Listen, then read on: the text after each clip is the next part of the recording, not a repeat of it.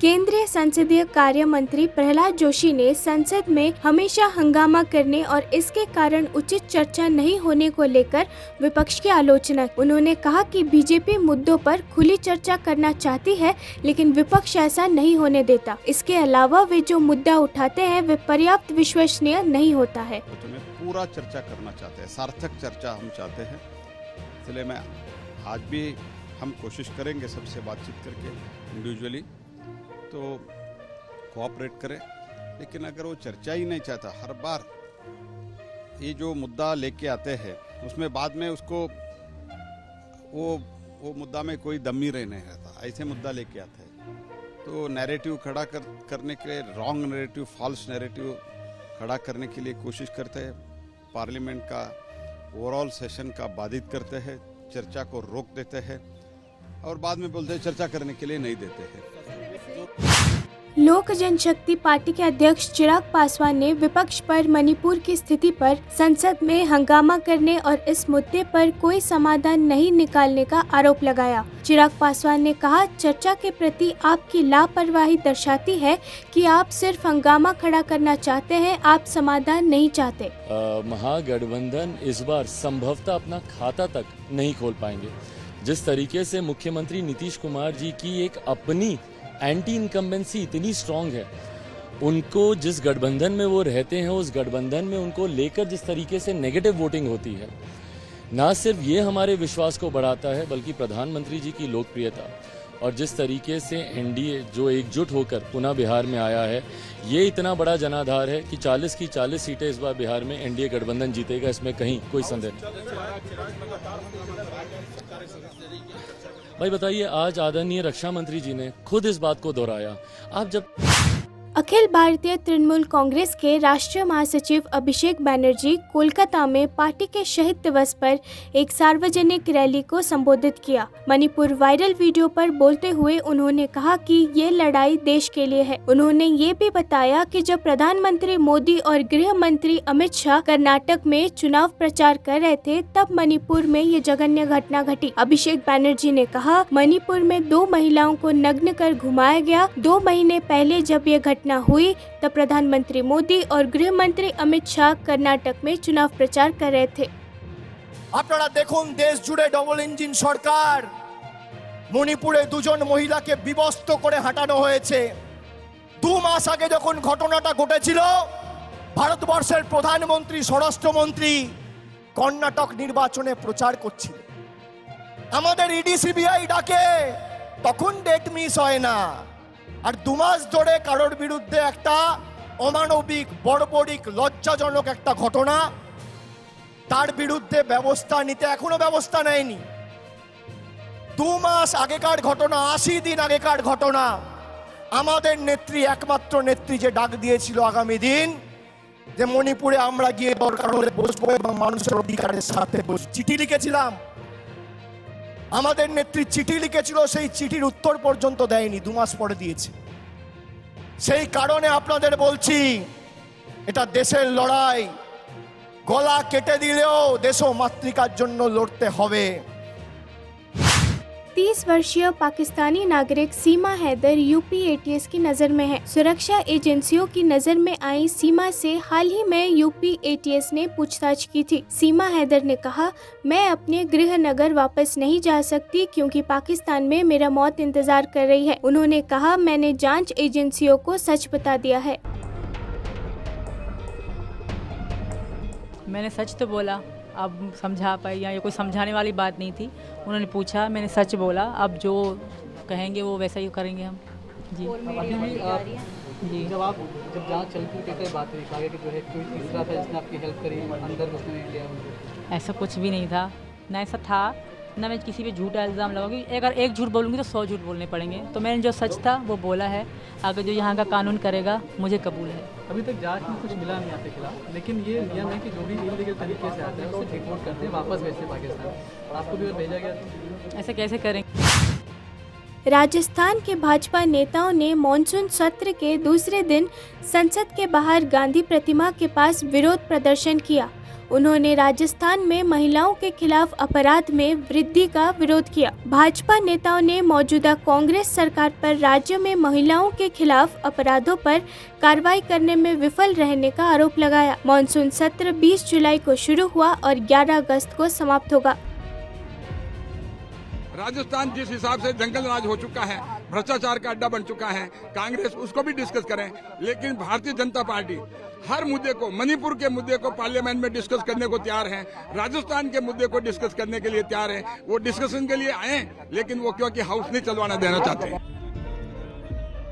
हम पूरे देश में महिलाओं और बेटियों के प्रति जो हो रहे अत्याचार, उनसे हम दुखी हैं। लेकिन राजस्थान विगत 4.5 साल में 10,000 से भी ज्यादा केस बेटियों की सुरक्षा, महिलाओं की सुरक्षा, इसके बारे में राजस्थान की सरकार बिल्कुल अकर्मण्य हो चुकी है। केवल वो झूठ का मुलम्मा और धोखाधड़ी का मुलम्मा और माता बहनों, मेरे संसदीय क्षेत्र की घटना कल की है, विधवा के साथ रेप केस हुआ, ऐसी स्थिति में भी उसकी सुनवाई नहीं हुई, FIR तक दर्ज नहीं हुई, जब दबाव पड़ा तो हुआ। आज हम ये जानते हैं कि देश में बेटियों की सुरक्षा के लिए हमारे यशस्वी प्रधानमंत्री मोदी जी जिस तरह से दुखी हैं और उनकी सुरक्षा का इंतजाम करते हैं, लेकिन राजस्थान की सरकार ने रिकॉर्ड तोड़ दिया। पूरे देश में महिलाओं के प्रति नंबर 1 अपराधों में राजस्थान सरकार हो गई है। केंद्रीय मंत्री जी किशन रेड्डी ने तेलंगाना भाजपा के नए अध्यक्ष के रूप में पदभार संभाला। नेता का जश्न मनाने के लिए नामपल्ली पार्टी मुख्यालय में प्रशंसकों, पार्टी कार्यकर्ताओं और मंत्रियों की एक बड़ी भीड़ एकत्र हुई। दिसंबर में होने वाले विधानसभा चुनाव से पहले पार्टी के लिए समर्थन जुटाने के लिए पार्टी कार्यकर्ताओं ने शहर में एक रोड शो भी किया।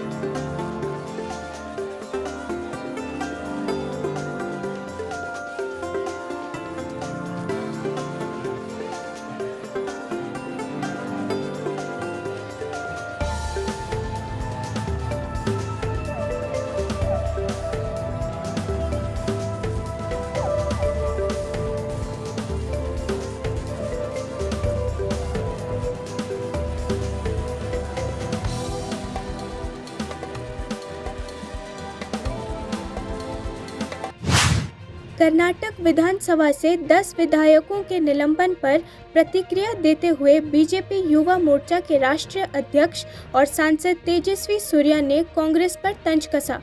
उन्होंने कहा कि कांग्रेस पार्टी को लोकतंत्र में चर्चा पसंद नहीं है, चाहे वो संसद में हो या विधानसभा में। तेजस्वी सूर्या ने कहा, कांग्रेस जब भी सत्ता में आती है तो लोकतंत्र को दबाने की पूरी कोशिश करती है। कर्नाटक में स्पीकर द्वारा विधायकों का निलंबन असंवैधानिक और अलोकतांत्रिक है। विपक्ष के सभी विधायक एक गंभीर मामला उठा रहे थे। कर्नाटक में सरकार बदलने के बाद जब आप लोग अपोजिशन में हैं, उसके बावजूद उसके बाद जिस तरह से राज्य सरकार वहां पर अपोजिशन के एमएलएज के साथ जिस तरह का बर्ताव कर रही है, क्या कहना है हाउस के अंदर भी और हाउस के बाहर भी? देखिए, जब जब कांग्रेस सत्ता में आती है, लोकतंत्र को दबाने के लिए हर प्रकार प्रयास वो करती है। कर्नाटका में 15 से अधिक एमएलए का सस्पेंशन स्पीकर ने जो किया, ये असंवैधानिक भी है और लोकतंत्र के खिलाफ भी है। ऑपोजिशन के सभी एमएलए लोकतांत्रिक रूप से एक बहुत गंभीर इश्यू को उठा रहे थे। कांग्रेस के सरकार कर्नाटका में है और ऑपोजिशन के मीटिंग चल रहा था। 50 से अधिक वरिष्ठ आईएएस ऑफिसर्स को इस ऑपोजिशन बैठक में प्रबंधक के रूप में इनको काम दिया गया सरकार ने। This is breaking all established protocol. और इस इश्यू को हमने रेज किए और सरकार से प्रश्न पूछा कि ये प्रॉपर्टी नहीं है, इस प्रकार से आप दुरुपयोग नहीं कर सकते सरकार का व्यवस्था को। भारी बारिश के बाद मुंबई के किंग सर्कल इलाके में जल भराव हो गया है। पिछले 24 घंटे में मुंबई में 100 मिलीमीटर बारिश हुई है। बारिश से शहर का तापमान कम हो गया है, लेकिन इससे यात्रियों के लिए आवाजाही मुश्किल हो गई है। IMD ने मुंबई और राज्य भर के कई अन्य जिलों के लिए येलो अलर्ट जारी की है।